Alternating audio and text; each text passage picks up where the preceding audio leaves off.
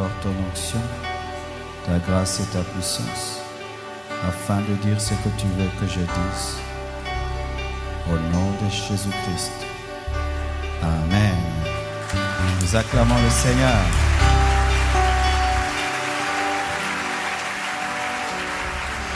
Salue ton voisin de gauche et de droite. Souhaite-lui la bienvenue dans la présence de Dieu.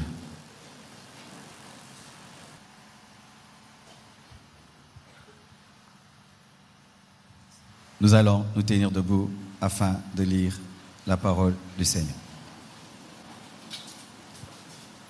Nous sommes dans 1 Corinthiens 6, versets 15 à 20. 1 Corinthiens 6, 15 à 20. Vous y êtes? Nous lisons 1, 2, 3. Ne savez-vous pas que vos corps sont des membres de Christ? Prendrais-je donc les membres de Christ pour en faire les membres d'une prostituée? Loin de là.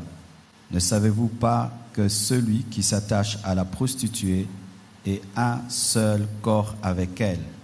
Car, est-il dit, les deux deviendront une seule chair. Mais celui qui s'attache au Seigneur est avec lui un seul esprit. Fuyez l'impudicité. Quelque autre péché qu'un homme commette, ce péché est hors du corps.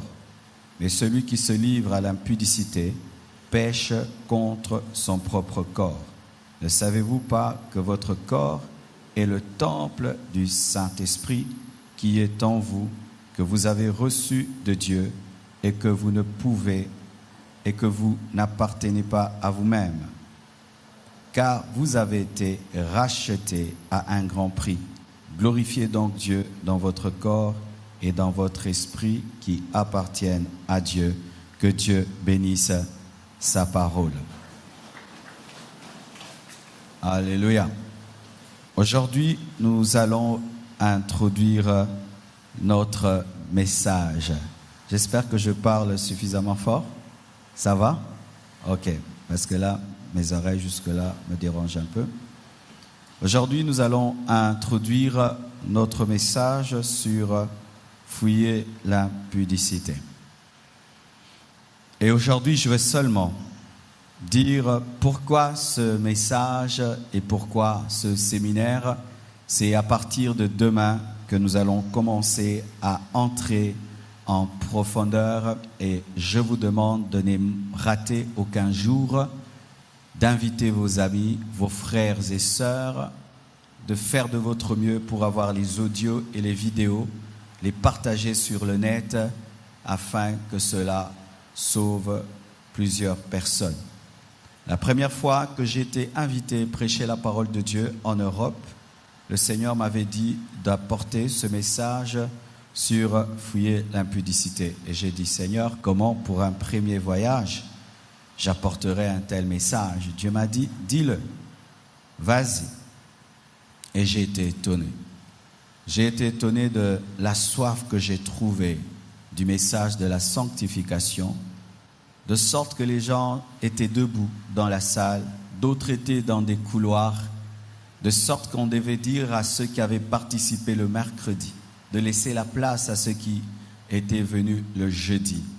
Des gens prenaient des décisions à la porte de la salle, appelaient les copains, les copines et rompaient immédiatement. Et depuis ce jour, il y a des filles qui sont devenues des grandes servantes de Dieu et qui travaillent avec nous dans le noyau Compassion Paris, qui gagnent les âmes de manière extraordinaire, qui prêchent dans les métros, qui prêchent dans les bus, car Jésus a transformé leur vie. De tout mon cœur, je désire qu'il en soit de même au milieu de nous, que vous ne soyez pas là seulement pour écouter, mais pour que vous puissiez approfondir votre sanctification et vous repentir et donner vos vies à Jésus-Christ. Pourquoi ce message? Parce que le message de la sanctification doit être rétabli sur les chaires des églises. Alléluia.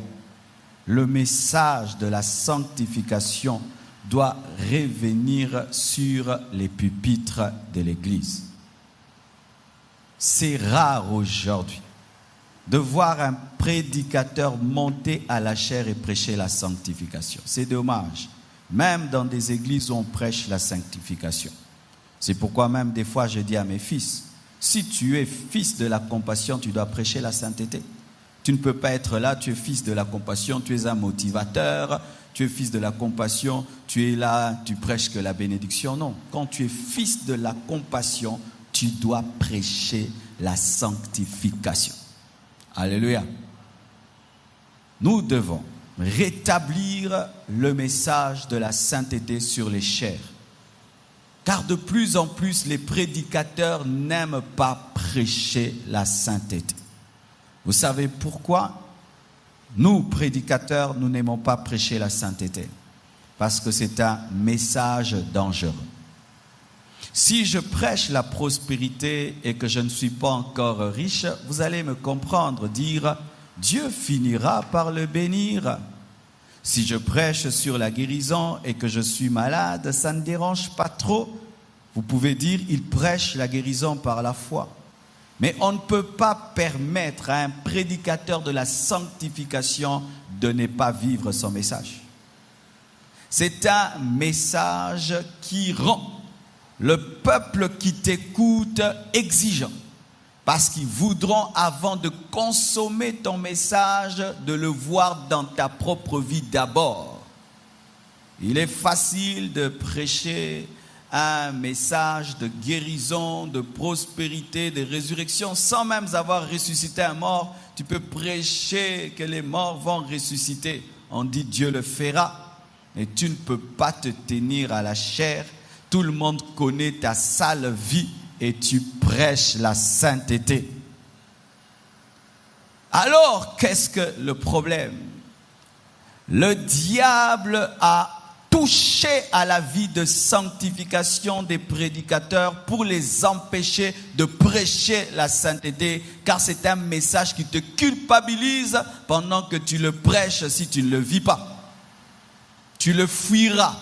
Tu n'arriveras pas à le prêcher. Parce que ta propre conscience te dira aventurier, aventurier, hypocrite, hypocrite. C'est ainsi qu'on n'aime pas le prêcher. Et comme maintenant on ne le prêche pas, voici ce qui arrive, c'est que la récolte est fonction de la sémence. Lorsque la sémence n'est pas une sémence de sainteté, il est impossible de récolter la sainteté. Ainsi le péché entre dans l'église, ainsi la chair, le monde entre dans l'église à cause d'un problème de sémence. Vous comprenez donc que le message de la sanctification provient d'abord d'une vie de sanctification. Avant que le diable ne vole à l'église le message de la sanctification, il vole au prédicateur le message de la vie de la sanctification pour qu'il soit incapable de prêcher la sanctification sans un problème de conscience. Chers serviteurs de Dieu, ne pense pas que Dieu ne t'inspire pas de prêcher la sanctification. Souvent, ce sont nos faiblesses. Souvent, ce sont nos limites. Souvent, ce sont nos péchés secrets qui nous empêchent en public de dénoncer des choses, car la conscience secrète te condamne en public. D'autres ne prêchent pas le message de la sanctification. Pas parce qu'ils ne vivent pas dans la sanctification, mais parce qu'ils n'ont pas la foi que Dieu les gardera debout jusqu'à la fin. Et ils disent, je risque de dire des choses et demain si je le fais, les gens seront durs avec moi. Un problème de foi. Celui qui a commencé cette œuvre de sanctification en toi l'amènera à la perfection et tu ne tomberas pas. Combien de gens m'ont dit ça au début du ministère? Aujourd'hui, j'ai 19 ans dans le ministère. Ils me disaient, Marcelo, ton message là, attention, attention, arrête ton message là. Un jour, quand tu tomberas, les gens vont venir. Bien-aimé, Dieu m'a fait grâce jour après jour de vivre ce que je prêche aux autres et de m'approfondir davantage. Et il en sera de même pour toi. Quittons cette faiblesse du christianisme, d'un Dieu qui est incapable de sauver jusqu'au bout, d'un Dieu qui est incapable de finir ce qu'il commence, d'un Dieu qui te pousse à affronter Satan sans te donner l'équipement, d'un Dieu qui te pousse à prêcher des choses sans te donner le caractère, d'un Dieu qui te pousse dans un combat sans être avec toi. Archi faux, bien-aimé. N'ayez pas peur d'annoncer ce que Dieu a dit, car sa vie sera avec vous et Dieu vous permettra de vivre ce que vous prêchez. Alléluia. Pourquoi ceux qui prêchent la guérison n'ont pas peur de dire, de prêcher la guérison en disant, et alors si je tombais malade? Pourquoi ceux qui prêchent la prospérité n'ont pas peur disant, et si je devenais pauvre? Pourquoi ceux qui prêchent la délivrance n'ont pas peur de dire, un jour si les démons m'attaquaient? Ils croient que Dieu les protégera dans ce domaine. Et pourquoi, prédicateurs de la sainteté, vous vous attendez à pécher? Lorsque tu t'attends à pécher, tu pécheras. Car ce que tu crains, c'est ce qui t'arrivera. Je ne m'attends pas à pécher. Je ne m'attends pas à tomber. Tomber est une option qui n'existe pas en moi. Et si tu penses que c'est de l'orgueil, c'est toi qui as un problème de spiritualité. C'est toi qui as un problème de spiritualité. Bien-aimés frères et sœurs, nous prêchons ce message pour qu'il soit rétabli. Nous prêchons ce message pour qu'il y ait des disciples du message de la sainteté. Nous prêchons ce message afin d'inspirer une génération et que Dieu suscite à nouveau des prédicateurs de la sainteté. Ce n'est pas normal qu'il y ait 20 prédicateurs, 40, délivrance. Mais les prédicateurs de la sainteté, reconnus prédicateurs de la sainteté, il n'y en a plus. C'est anormal. C'est comme si Jacques-André Vernou est mort avec l'onction de la repentance.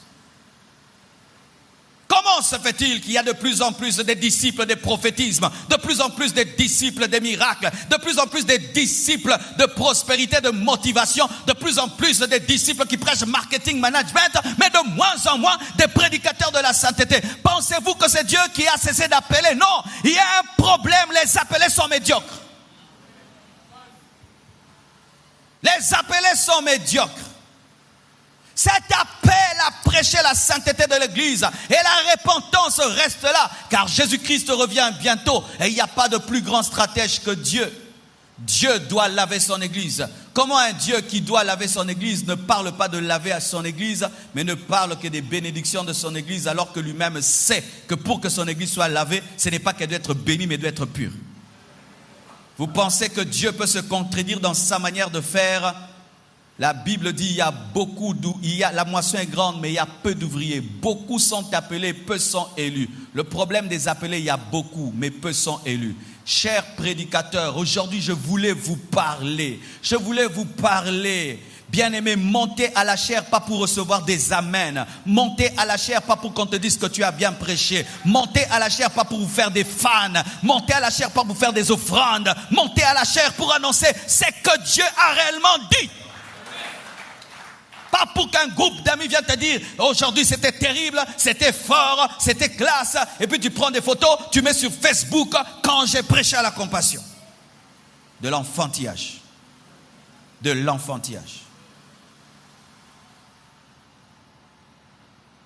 Le message de la sainteté doit être restauré.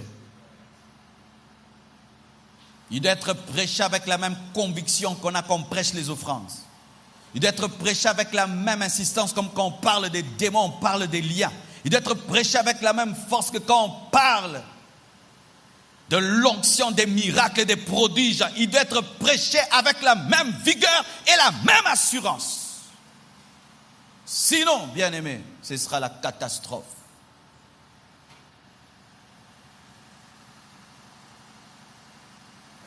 Des fois, j'ai pitié de l'homme de Dieu, Jacques-André Vernou. Cet homme que Dieu a pris de si loin dans sa nation, qui est venu dans ce pays. Et moi, je crois que c'est parmi les serviteurs de Dieu puissants qui sont passés sur cette terre. que ce soit en Europe, aux États-Unis, partout. Quand j'écoute ces messages, des fois j'entre en retraite. 40 jours, 30 jours, j'écoute que ces prédications de 1980, quelle profondeur. Mais des fois j'ai pitié de lui, car il n'a pas engendré beaucoup de gens comme lui. Pourquoi? Le standard qu'il a présenté était trop élevé. Les gens l'ont refusé et ils ont créé autre chose. Sachez, frères, sœurs, que si tu dilues le standard dans ton message, Dieu ne diminue jamais le sien. Il garde le sien. Jusqu'à ce qu'il trouvera des hommes et des femmes qui accepteront de payer le prix de son standard. L'Esprit de Dieu me dit d'insister. Chers prédicateurs, si vous n'êtes pas dur avec vous-même, vous ne serez jamais dur avec le peuple de Dieu. Si vous êtes complaisant avec vos défauts, vous serez complaisant avec les défauts de l'Église. Si vous tolérez le péché en vous, vous allez tolérer le péché dans l'Église. Si vous acceptez de demeurer pendant le péché, vous trouverez normal d'avoir des gens nombreux à l'Église, mais sans être sûr qu'ils se sont repentis.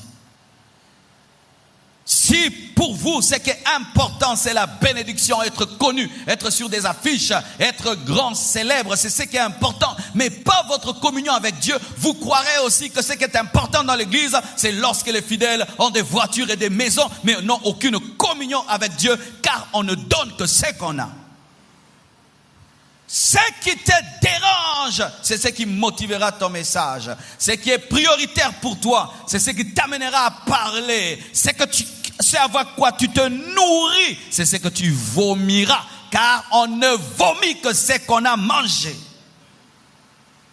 Tu te nourris de quoi, cher prédicateur, dans le secret de ta chambre? Tu te nourris de quoi dans tes méditations? Lorsque tu lis la parole, qu'est-ce que tu vas y chercher? Lorsque tu lis des livres, qu'est-ce que tu vas y chercher? Lorsque tu écoutes des prédications, qu'est-ce que tu cherches? Quand tu pries, qu'est-ce que tu cherches et tu demandes? Et quand tu te vois dans le futur, qui vois-tu et que vois-tu? C'est cela ton monde et c'est cela là ton message.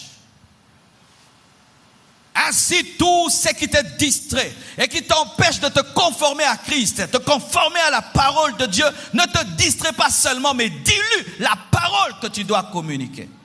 Et ainsi, dilue la nourriture que tu vas donner et enlève les vitamines spirituelles de cette parole, de sorte que ça va engendrer des disciples kwashiorkor.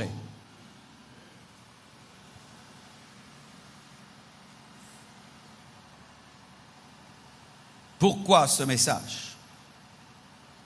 Car il y a trop de pécheurs dans l'église. Trop de pécheurs dans l'église. Trop. Bien-aimé, le péché normalement devait être rare à l'église. Le péché normalement dans l'église devait être quelque chose de rare.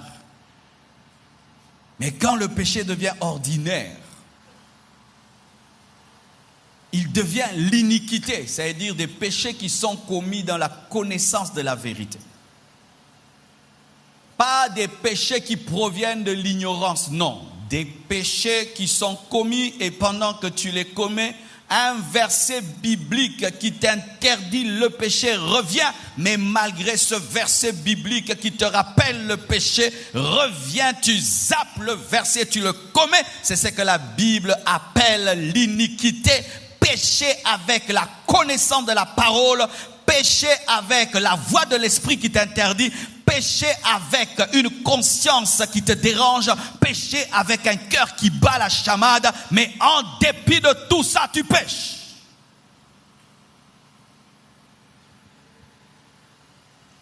C'est pourquoi le message de la sainteté doit être prêché. Car le péché sévit dans un endroit où il devait être rare. Où il devait être rare. Les gens connaissent beaucoup. Ils ont des cahiers remplis de séminaires, ils ont des laptops remplis de messages, ils ont des livres et des livres et des livres, mais quand tu regardes à leur qualité de sanctification, c'est comme s'ils ne connaissent rien et ils viennent à peine de se convertir. Ils continuent à lutter avec des péchés, des bébés spirituels, malgré qu'ils sont chrétiens.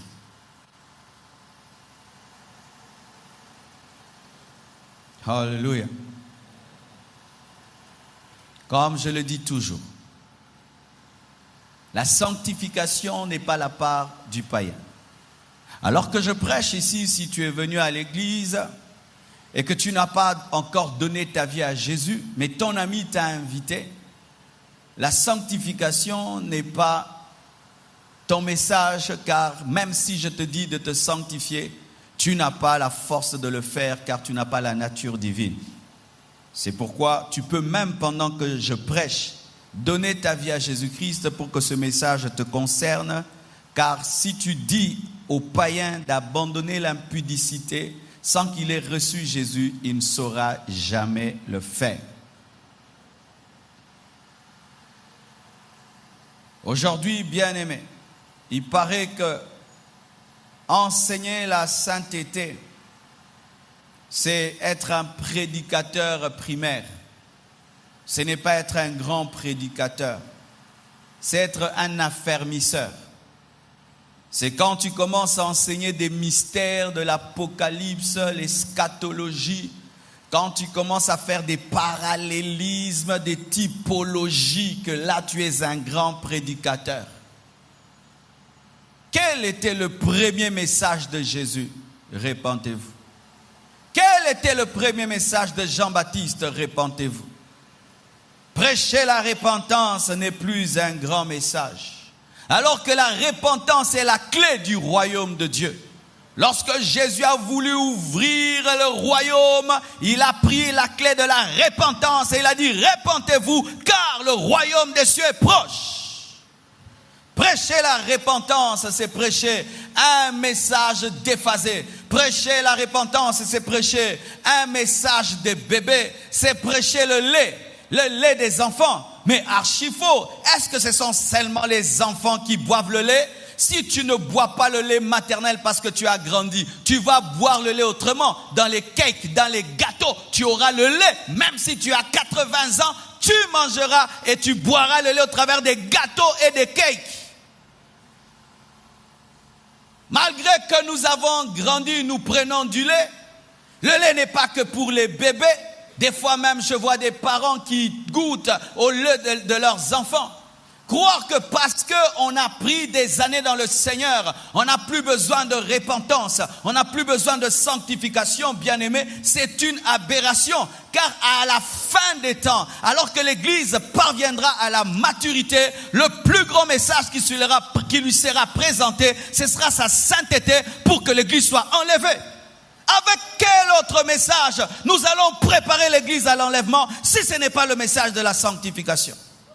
Pour dire que c'est ça, c'est être bébé. Ce n'est pas seulement l'enfant qui se lave, même l'épouse avant le mariage doit se laver. Ce n'est pas seulement le bébé. Quand tu te convertis, on te dit de te repentir, mais même quand tu grandis, on te dit de continuer dans une vie de repentance. Ainsi, frères, sœurs, lorsque quelqu'un te prêche la sainteté, te prêche la repentance, tu dis ça, ce n'est rien, alors que toi-même tu es rongé par le péché. Tu veux seulement qu'on puisse impressionner ton intellect, alors que ta vie est rongée par le péché. On veut être impressionné intellectuellement. Qu'on puisse se dire des nouvelles choses, des choses exceptionnelles. C'est bon tout cela, que de connaître davantage les choses dans l'Écriture. Mais si ta communion avec Dieu est anéantie, ta connaissance ne sert à rien. Ta connaissance ne sert à rien. À quoi me sert de connaître toute la Bible si je trompe ma femme? Ça sert à quoi? Ça sert à quoi que je puisse prêcher l'hébreu, le grec, mais je trompe ma femme? Ça sert à quoi que je puisse avoir la révélation des onctions de ceci, des onctions de cela, mais je suis un prédicateur impudique? Ça sert à quoi? Ça sert à rien du tout. Un bébé spirituel qui a une communion avec Dieu me dépasse. Alléluia. Bien-aimés frères, sœurs, on nous dit que si tu parles du péché, tu as des problèmes de péché. Avez-vous déjà entendu des gens qui disent ça? Qu'on reconnaît les problèmes d'un prédicateur par ses prédications. Ah, donc, toi qui parles de l'argent, tu as des problèmes de pauvreté. Toi qui parles de la guérison, tu as des problèmes de maladie. Toi qui parles des démons, tu dois avoir des liens. Pourquoi cela n'est vrai que quand il s'agit de la sanctification? Quand tu parles de la motivation, donc tu es démotivé. Bien-aimés, arrêtons de juger les appels des gens comme si nous sommes les seuls à être appelés. Il y a des gens qui pensent que c'est lui seulement qui a l'appel. C'est seulement lui qui entend Dieu dans sa chambre. Tout le monde n'entend pas Dieu dans la chambre. Si Dieu t'a appelé, il a appelé aussi l'autre. Alléluia. Je ne prêche pas la sainteté parce que j'ai des problèmes de péché. Je prêche la sainteté parce que c'est le message que Dieu m'a donné. Et je prêche la sainteté parce que Dieu m'a donné la victoire sur le péché. Et je veux être un modèle pour le peuple de Dieu. Je suis marié, ça fait 11 ans, je n'ai jamais trompé ma femme, je n'ai jamais dragué une femme, je ne suis jamais sorti avec une autre femme. Bien aimé, je ne prêche pas de faiblesse, je prêche ma victoire. Aucune sœur dans cette église ne peut lever le doigt. Aucune ne peut lever le doigt pour dire oh, le pasteur m'a dit ça ou m'a fait ça. Personne, et je vous regarde. Personne. Personne. Et même si on t'envoie, tu feras 50 ans jusqu'à ta vieillesse. Tu n'atteindras jamais ton but. Tu n'atteindras jamais. Et si même tu es une sirène qu'on a envoyée, on va te tabasser dans le deuxième monde car tu n'accompliras jamais ta mission. Jamais tu n'accompliras. Jésus a dit, le prince de ce monde vient, mais il n'y a rien de lui en moi. Il n'y a rien en moi qui répond à cela. Rien en moi. Oh non, si tu prêches ça, donc tu as des problèmes d'impudicité. Si tu prêches ça, donc tu as des problèmes. Tout ça seulement pour que les gens ferment la bouche. Oh, si je parle, on va croire que j'ai des problèmes. Ouvrez la bouche et parlez. Parlez. Celui qui parle de la sorcellerie, il a des problèmes de sorcellerie. Lui aussi, alors, il a des problèmes de sorcellerie. Apprenez à défendre votre message. Paul a défendu son ministère. Et comme on nous a dit dimanche, Pierre, lorsqu'on a dit qu'il était ivre de vin, il n'a pas fermé la bouche, il a dit, je suis ivre du Saint-Esprit. C'est la promesse de Joël qui s'accomplit. Je ne suis pas ivre. Je suis là pour te dire qu'il est possible d'être un jeune homme et de ne pas toucher aux femmes. Jusqu'au mariage. Je suis là pour te dire que tu peux être une fille chaste, vierge, jusqu'au mariage. C'est possible, c'est possible. Je ne suis pas en train de dire des âneries. C'est possible par le Saint-Esprit, par Jésus-Christ. C'est possible. C'est possible de voir une femme nue et tu ne fais rien. C'est possible, c'est possible. Un lion qui a trop mangé ne mange pas. Alors qu'il est réputé avoir de l'appétit. Pourquoi il ne mange pas? Il est déjà plein. Quand tu es plein, tu ne manges pas. Quand tu es rempli du Saint-Esprit, tu ne manges pas. Quand tu es revêtu de puissance, tu ne manges pas. Joseph avait l'Esprit de Dieu sur lui et il n'a pas mangé. Mais moi, j'ai l'Esprit sur moi, en moi, avec moi. Je ne mangerai pas. Je ne mangerai pas. Alléluia. Il faut que ces choses soient annoncées pour te donner aussi la foi de la sanctification. Parce que pour se sanctifier, il faut la foi. La foi, bien aimé, la foi. C'est par la foi qu'on se sanctifie. Ce n'est pas par la discipline. La foi. Quand tu as la foi, tu as la nature. Quand tu as la nature, tu peux te discipliner. Ainsi, tu ne fais même pas des efforts. Même pas des efforts. Ça devient une seconde nature en toi que de vivre dans la sainteté. Je vous assure, c'est archi vrai. Et on dit quoi encore? Que si tu parles trop de péché, le peuple va pécher. Car l'interdit crée le désir. Et là, j'aimerais faire une parenthèse. Il est vrai qu'une fois, après avoir prêché sur ce séminaire, j'ai vu des gens me dire, pasteur, depuis que tu prêches ça, maintenant j'ai envie de pécher. À force de me l'interdire, j'ai envie de le faire. C'est parce qu'en toi, tu as encore le vieil homme qui agit et qui n'est pas crucifié. Et comme le vieil homme est un rebelle, il fait toujours ce qu'on l'interdit. C'est pourquoi vous remarquez que la plupart des murs qui tombent, ce sont les murs sur lesquels il est écrit « N'urinez pas ici ». Va seulement dans un quartier écrit « N'urinez pas ici ». Ça va tomber. Ils vont venir. Pourquoi? Pourquoi? Et quand tu dis, ne commets pas l'impudicité. Oh, pourquoi? Ah, pourquoi? Ah. Qu'est-ce qui peut amener quelqu'un à faire ça? C'est parce qu'au-dedans de lui, il y a un fou qui n'a pas de camisole de force qui est libéré. Et si tu sens, quand je t'interdis de vivre dans l'impudicité, ça te donne le désir de le faire, viens nous chercher. Soit tu as un démon en toi, soit tu n'es pas converti. C'est un signe que tu as encore une nature rebelle. Mais un homme qui vit dans la sainteté, quand on lui dit ne commets pas l'impudicité, c'est comme un clou en enfance. Un clou en enfance, il dit oh gloire à Dieu. Déjà j'avais la décision. Ah gloire à Dieu. J'avais une décision de 1 mois. Maintenant ça fait pour une année et puis pour toute ma vie. Alléluia. Un homme qui vit dans la sainteté, on dit sanctifie-toi, il dit amen. C'est comme si on a pris l'accélérateur. Mais un rebelle, si on dit sanctifie-toi, abimi-moi, loup qui passe à lui. Vous avez un démon. Si c'était le cas, Paul n'allait jamais parler de ce passage. Le passage que je viens de lire, c'est l'apôtre de la grâce qui l'a prêché. C'est Paul qui l'a prêché. Il a dit fuyez l'impudicité. Donc lorsque Paul disait aux Corinthiens de fuir l'impudicité, ça les poussait à l'impudicité. Non, c'est pas parce qu'il y a des impudiques que le message est mauvais. Les gens tombent dans l'impudicité parce qu'ils ont une nature d'impudicité maintenant qui est accélérée par la rébellion, car la chair se rébelle à la loi de Dieu. Mais l'homme qui est spirituel, quand Dieu lui interdit, cela le pousse à la sainteté. Mais l'homme qui est charnel, quand on lui interdit, cela le pousse à la rébellion. Frères, sœurs, il est bon qu'on t'interdise des choses. Car l'homme qui a décidé de vivre dans la discipline aime qu'on lui dise cela. Et d'autres disent, il ne faut pas troubler la conscience des gens. Peut-être pas ici au Congo, mais je vous assure, en Europe, c'est grave. Savez-vous qu'en Europe, pour que je prêche comme je prêchais là, à cette heure-ci, je ne devais pas déjà être dans ce que j'ai dit. En Europe, si tu veux dire, c'est que... Voyez, moi, j'ai seulement commencé à lire et puis j'ai attaqué directement, n'est-ce pas? Pas d'introduction à l'attaque. Mais en Europe, non.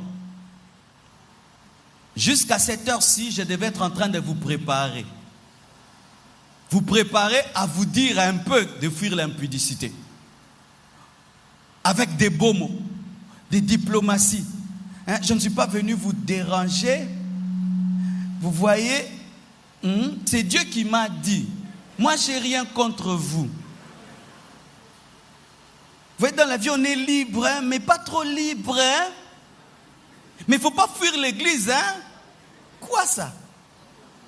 C'est comme si tu veux piquer, maintenant tu as un bébé, tu dis bonbon, biscuit, il est distrait, tu piques.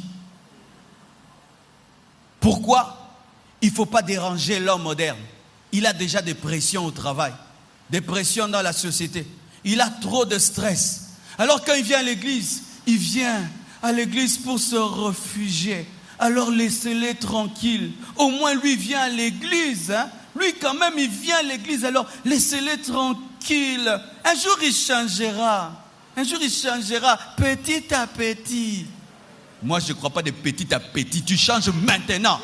Tu changes maintenant. Homosexuel, maintenant. Lesbienne, maintenant. Masturbateur, maintenant. Impudique, maintenant.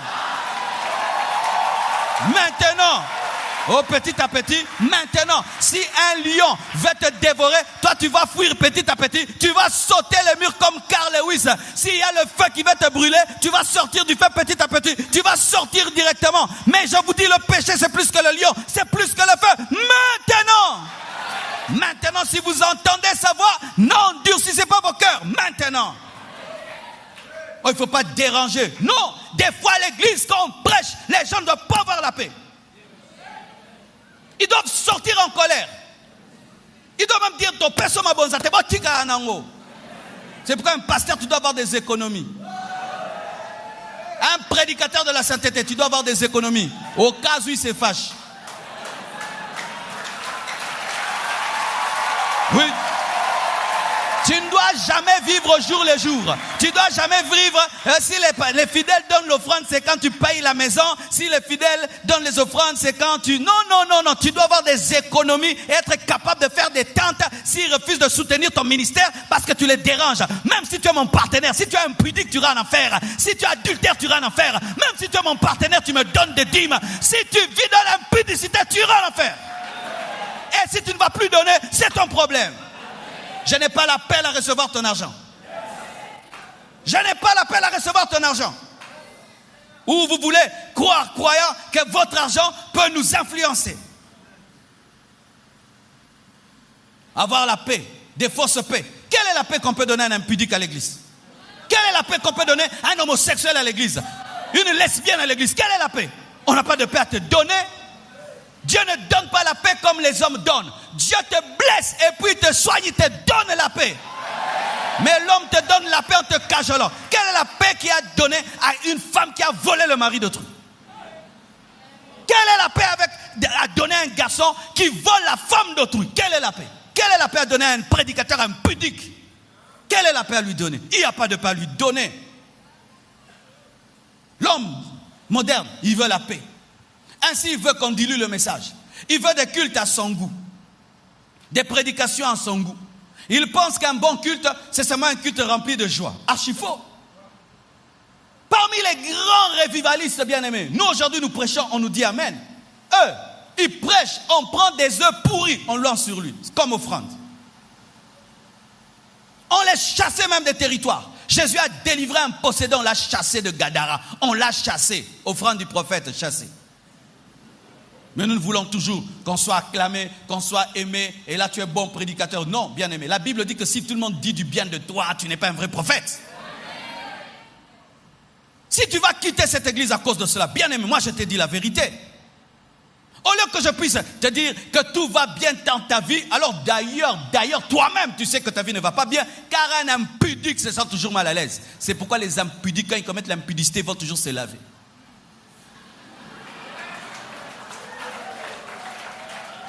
Il n'y a pas d'impudique qui ne se lave pas après l'impudicité. Et ils utilisent beaucoup de savon. Vous savez pourquoi? Pour enlever l'odeur du péché. Tu as besoin du sang de Jésus. Tu n'as pas besoin de savon. Tu as besoin de te repentir. Tu n'as pas besoin de savon. Oui, sur 100 impudiques, 90 se lavent toujours après le péché. Pourquoi? Parce qu'il faut un rituel moral et psychologique pour qu'ils se donnent l'impression de s'être débarrassés de ce qu'ils viennent de faire. Mais ton corps a péché, mais ton âme aussi. Alors tu as lavé le corps, l'âme tu l'as lavé avec quoi?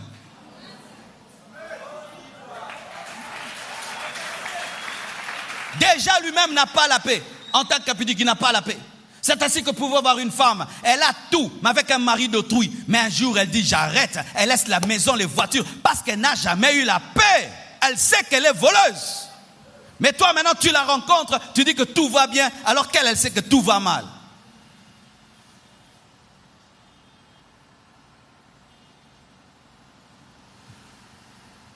Je rends grâce à Dieu pour notre époque. Il m'est arrivé en 1990 de donner ma vie à Jésus-Christ et puis je suis rentré en arrière. Et un jour, je suis allé dans une église pour draguer une fille. Et dans cette église-là, on ne jouait pas.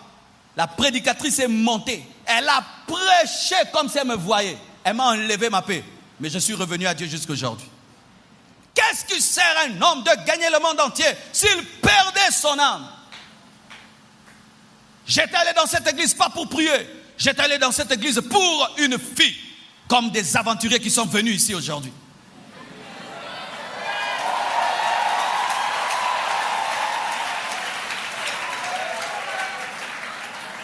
Tu es un aventurier. Tu es vraiment un aventurier. Entre celui qui est allé chercher une prostituée sur le boulevard et toi qui es venu draguer dans l'église, tu es pire. Tu es pire. Toi, c'est dans la maison de Dieu que tu cherches des copines. C'est dans la maison de Dieu que tu couches avec des femmes. C'est dans la maison de Dieu que tu couches avec des copines. Tes copines, tu les attrapes à l'église. Et quelle paix il y a donné à un homme comme toi? Toi, tu pêches, tu commets l'impudicité à l'église. Tu es sorti avec combien de frères, ma soeur? Combien de frères t'ont déjà connu dans cette église? Mon frère, tu as déjà connu combien de femmes dans cette église? Quelle est la paix qu'il y a à te donner? C'est l'enfer qui t'attend. Tu ne seras pas enlevé. Tu perds ton temps à l'église. Quelle est la paix à te donner? Si ce n'est que de te pousser à te repentir, à te réconcilier avec Dieu et à abandonner réellement.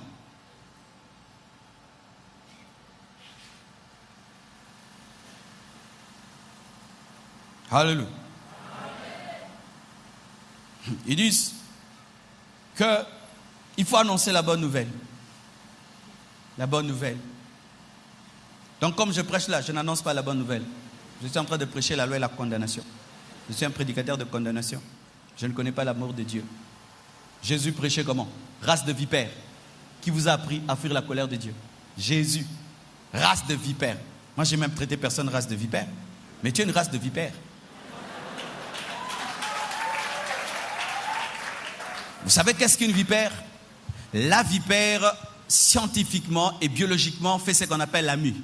La mue, c'est quoi? C'est que le serpent, lorsqu'il vieillit, il trompe et il se trompe lui-même qu'il rajeunit. Pendant un temps, il reste à un endroit et puis sa vieille peau, il finit par s'en débarrasser et puis il y a une nouvelle peau sous la vieille peau.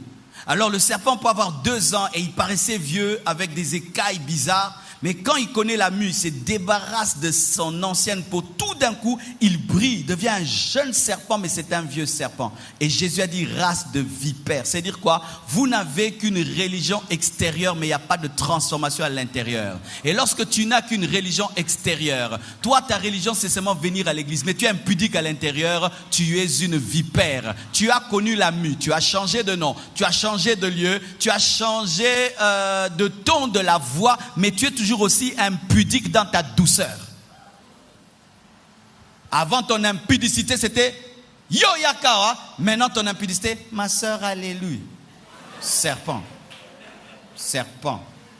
Avant tu venais directement quand tu étais dans le monde, maintenant ce sont des versets bibliques, cantiques des cantiques que tu donnes, oh encadre-moi, cantique de cantiques.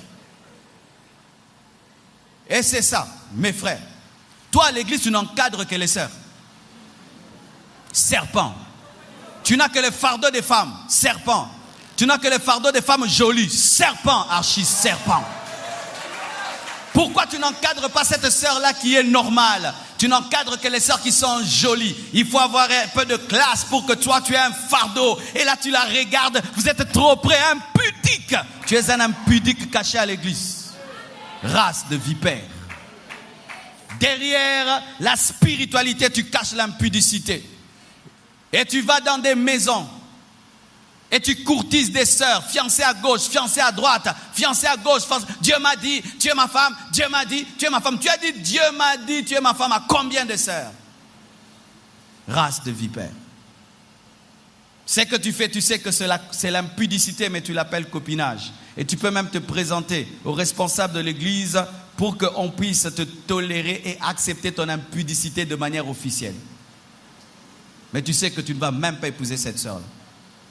Race de vipère. Qui vous a appris à fuir la colère de Dieu? C'est pour dire quoi? On ne fuit pas la colère de Dieu ainsi, en ayant des transformations extérieures sans avoir une transformation intérieure. Vous devez croire et vous repentir réellement. Il faut prêcher la bonne nouvelle. La bonne nouvelle, la voici. Un homme séparé de Dieu est mort. Le salaire du péché, c'est la mort. Bonne nouvelle. Mais la vie éternelle est gratuite en Jésus. Mais je dois d'abord présenter au pécheur que le salaire du péché, c'est la mort. Et puis je lui présente que la vie éternelle est gratuite en Jésus. Mais si tu ne lui présentes pas que le salaire du péché est la mort, comment tu vas présenter la vie éternelle qui est gratuite? Où on vient et on pense que la bonne nouvelle, c'est dire ces mots aux gens. Vous serez, vous deviendrez, vous serez. Dites amen 7 fois, amen 8 fois, amen 80 fois. Tape le voisin de gauche, tape. Bonne nouvelle. C'est une bonne nouvelle pour celui qui est sanctifié. Mais si quelqu'un est dans le péché et tu lui dis qu'il sera, sans le pousser à la repentance, tu l'as trompé, tu n'as pas annoncé la bonne nouvelle. Combien de malades vont dans des hôpitaux et ils en sortent énervé parce que le médecin ne trouve pas sa maladie.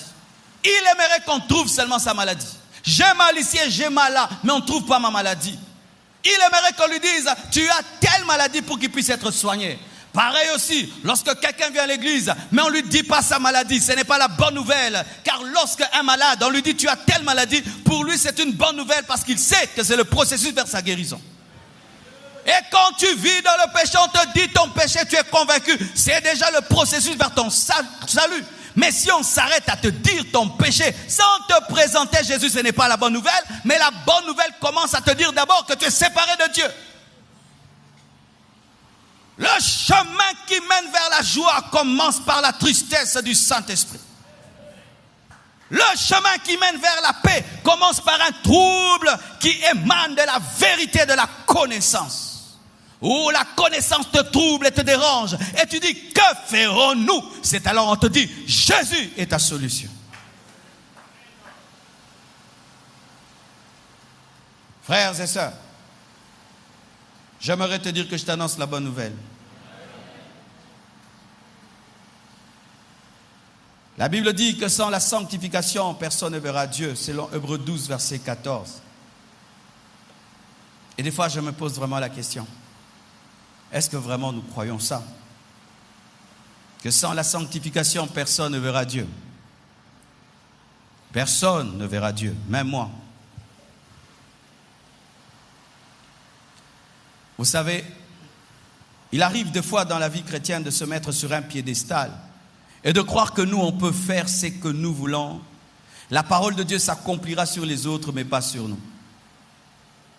Moïse l'a fait, mais Dieu lui a montré qu'il était un homme comme tous les autres. Et Paul, ayant compris cela, a dit, je traite durement mon corps de peur d'être disqualifié après avoir prêché aux autres. Paul, l'un des plus grands du Nouveau Testament, n'est pas tombé dans une fausse grâce qui lui dit que les autres, s'ils pêchent, ils ne verront pas Dieu, mais toi, si tu pêches, tu verras Dieu parce que tu as une alliance spéciale, tu as une particularité. Détrompez-vous. N'est-ce pas qu'il est écrit qu'il n'y ait pas beaucoup d'enseignants, car les enseignants seront jugés plus sévèrement. Enseignants de la parole, faites attention. Monter sur cette chair est un jugement. Faire ceci est un jugement. Car alors que tu présentes tes doigts comme ça, il y a 3 doigts qui sont contre toi. Bien-aimés frères et sœurs, je prêche ce message parce que je sais qu'il est possible que ces lieux soient remplis et de l'autre côté remplis et la route remplie. Mais si vous ne marchez pas dans la sanctification, vous ne verrez pas Dieu. Vous ne le verrez pas Dieu, ni dans le présent, dans votre vie de tous les jours, ni dans l'éternité. Alors à quoi bon mener une vie chrétienne de péché, d'impudicité, et finir, tu meurs, tu vas en enfer. Jésus revient, tu rates l'enlèvement. Oui, il est écrit dans Apocalypse que les impudiques, dehors les impudiques, dehors de la nouvelle Jérusalem céleste, les impudiques. Les impudiques n'entreront pas dans la nouvelle Jérusalem céleste. Les impudiques ne seront pas enlevés. Les impudiques ne verront pas Dieu. C'est pourquoi je suis là. De peur que tu ne voies pas Dieu. Après avoir donné tes offrandes, après ton baptême, après tes services dans tel et tel département, tes prédications, tes enseignements, mais au dernier jour, tu ne vois pas Dieu parce qu'il t'a manqué la sanctification de ton corps, la sanctification de ton âme.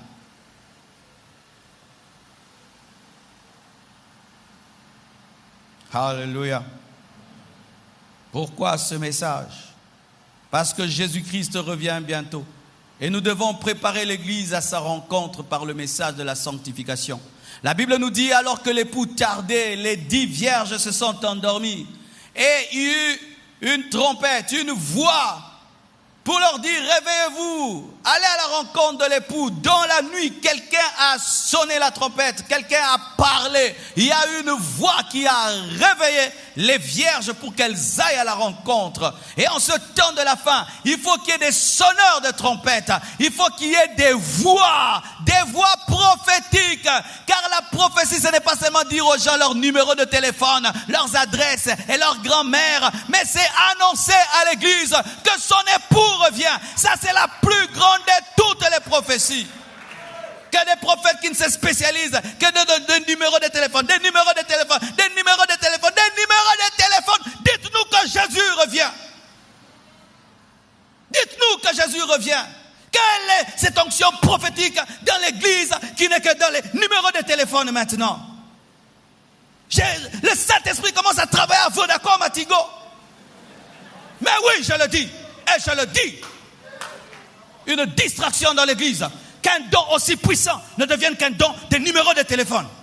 Et de ton grand-père et ta grand-mère.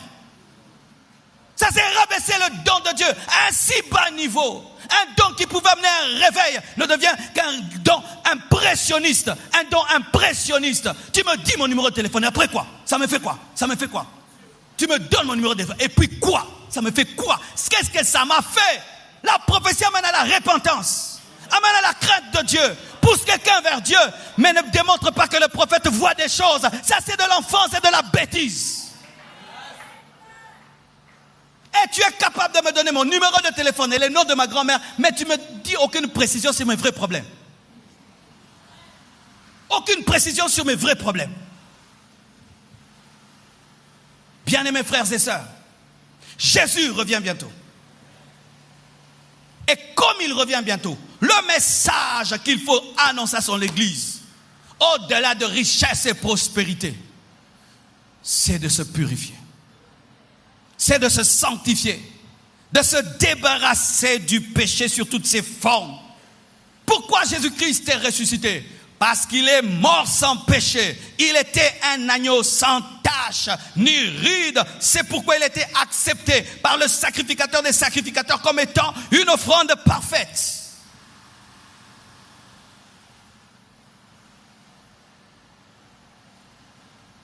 Alléluia. Pourquoi ce message? Parce que l'impudicité en ce temps de la fin est devenue l'arme favorite du diable pour ruiner les églises, ruiner les vies, ruiner les familles, ruiner les couples, ruiner les ministères. Aux États-Unis, par année au moins, on dépense 6 milliards de dollars dans la pornographie. 6 milliards de dollars investis dans la nudité pour pervertir les gens. 6 milliards de dollars que le diable met sur la table pour détruire les gens.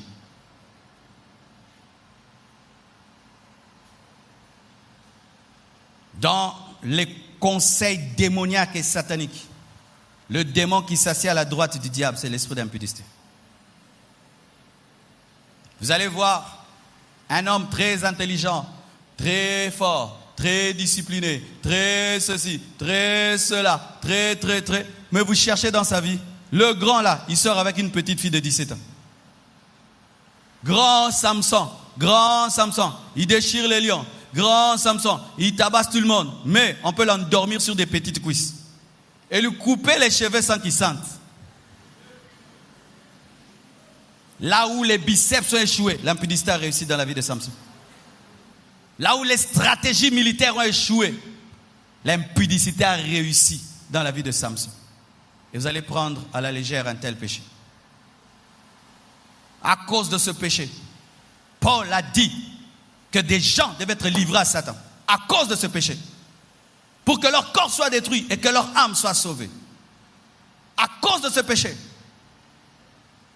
plein d'Israélites sont morts dans le désert, frappés par Dieu. Parce qu'ils étaient infectés par l'impudicité. Dieu demande toujours de pardonner. Mais lorsqu'une femme tombe dans l'adultère, Dieu qui dit toujours de pardonner te dit tu peux, mais si tu veux, mais tu peux. Tu t'imagines qu'il bouge un peu. Pourquoi?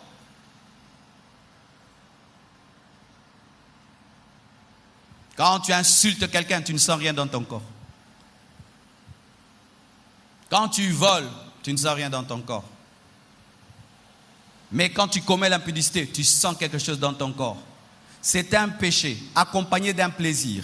C'est un péché accompagné d'une drogue sécrétée par le cerveau et qui rend dépendant comme la cocaïne. C'est pourquoi il y a des gens qui sont liés à l'impudicité comme des drogués, car l'effet de cette drogue sécrétée par son cerveau le rend dépendant, de sorte qu'il peut même coucher avec une femme ou avec un homme qui n'est pas de son niveau parce qu'il est drogué par la sexualité. Et Satan connaît cela. C'est ainsi que les gens qui se droguent de but, ils prennent des petites doses, plus ça passe, des plus grandes doses. Avant seulement il mettait dans le nez, maintenant il veut des injections, maintenant des choses. Pareil aussi au plaisir sexuel. On commence petit et puis on finit dans des orgies sexuelles, des dépravations, des recherches, des choses bizarres. Mais on a commencé par un bisou, mais maintenant on peut coucher avec 10 femmes, 5 femmes au même moment. On commence par un petit je t'aime, mais on finit, on peut sortir même avec sa cousine, on peut commettre des incestes, on peut sortir avec des chiens, sortir avec un homme, sortir avec une femme, mais on commence rien que par un toucher, mais cela grandit comme un drogué.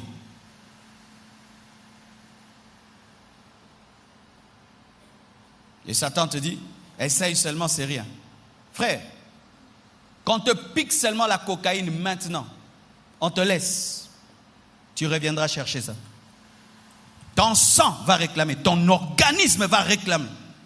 C'est pourquoi l'ennemi, quand il veut te détruire, il cherche seulement qu'une femme te fasse tomber, un homme te fasse tomber, il cherche seulement, il cherche. Il sait seulement si on te pique, tu reviendras demander. Et il y a des gens ici qui sont tentés par l'impudicité. Tu sais clairement, cette femme me cherche, cet homme me cherche, mais tu es en train de jouer avec. Tu es en train de jouer avec. Moi je dis, tu m'essayes, je te tape. A betio. Na sero me kanglizo, na obeto liko fimoko. Ha. Penga na bimiso pe libanda.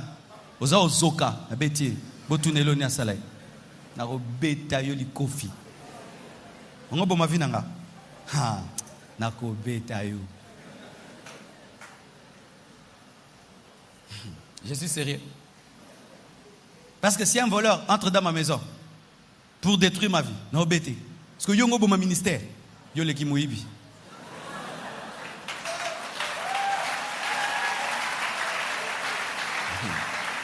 Oui, c'est étonnant. C'est étonnant. Tu sais que cet homme veut me faire tomber, mais tu ris avec. Oh. Tu lui parles doucement. Allô, oui. Hein, tu veux quoi? Moi, un pudique. Ah oui, moi c'est ça que j'ai fait. Sorcière. Pasteur, moi je suis pasteur. Si tu savais que j'étais pasteur, tu allais me dire des choses comme ça. Un pudique, un poli.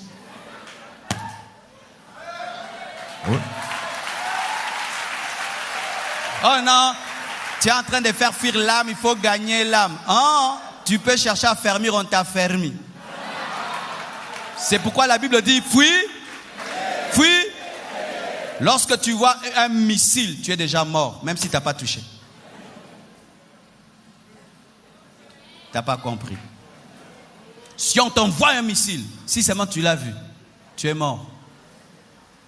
Alors, il faut seulement quand tu entends qu'on l'a lancé, tu te déplaces, mais tu n'as pas besoin de voir. Car si tu vois, tu es mort.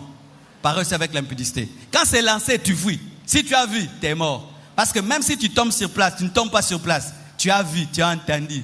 Tu iras tomber ailleurs. Vous me comprenez? N'est-ce pas qu'il y a des frères? Tu vois des choses impures, mais tu ne fais pas, mais tu vas te masturber. Tu es tombé ailleurs. Sur toute la route, tu ne fais que regarder les femmes bizarrement, tu les regardes. Tu ne couches avec personne, tu ne dragues personne. Mais quand tu vas dans la chambre, la masturbation, tu es tombé où? Ailleurs. Journée Mobimbara ou Talaramabe.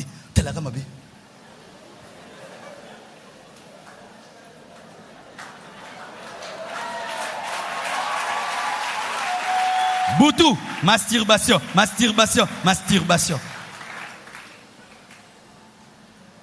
Zambakango Lokingo. Achango béton. Au nom de Jésus.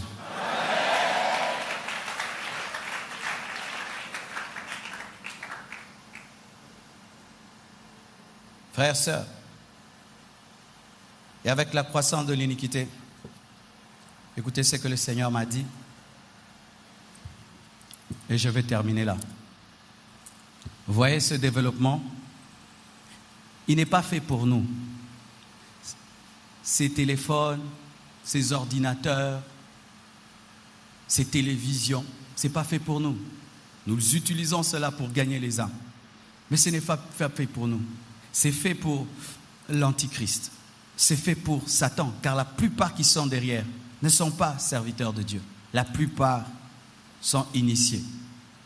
Mais comme Dieu récupère la technologie du diable contre lui-même, c'est pourquoi nous utilisons tout ceci, Facebook, YouTube, Internet.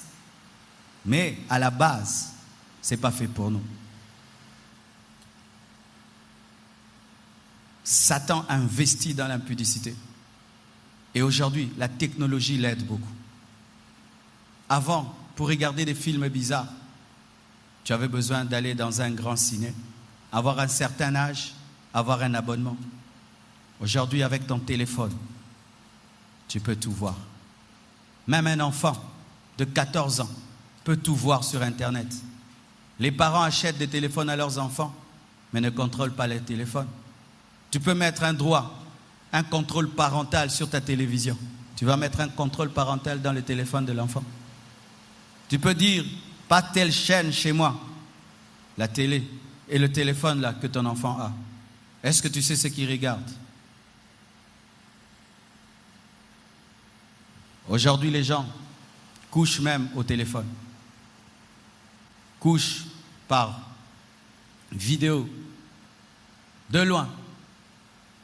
Les gens atteignent des niveaux de fantasmes bizarres par la technologie. C'est pourquoi, si tu es un hypocrite, la technologie va t'aider.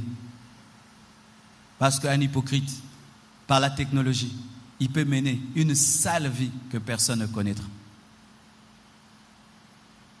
Et plus les téléphones évoluent, on n'aura même plus de téléphones là dans les mains. Ce seront rien que des cartes, des puces. Je pense à toi, je te téléphone. L'homme moderne amène ça. Un niveau élevé où tu m'envoies une vidéo, rien que ça entre dans ma puce et mon téléphone, c'est mes lunettes. Je suis là, je te regarde, je suis en train de regarder des choses. C'est là que nous allons, lorsque vous regardez tous ces films où ils projettent en 2080, 2000 ceci. Alors quelqu'un peut être avec toi, il est ailleurs. Tu dors avec ta femme, mais pendant qu'elle dort avec toi, elle est au téléphone avec un autre homme. Elle reçoit des images d'un autre homme, des vidéos d'un autre homme. Elle envoie à un autre homme. Pour que l'homme puisse pécher discrètement, puisse pécher sans que personne ne l'attrape. Vous qui haïssez le péché que lorsqu'on vous attrape, vous qui haïssez le péché que lorsque ça fait scandale, vos consciences ne vous reprochent de rien tant qu'on ne vous attrape pas. Cette technologie va vous aider et c'est elle qui va vous tuer.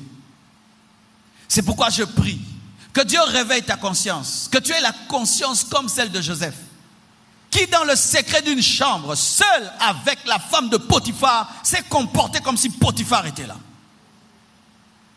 Il s'est comporté comme Potiphar était là. Car je vous assure que si Joseph avait gardé le secret, la femme de Potiphar allait garder le secret comme les téléphones gardent nos secrets.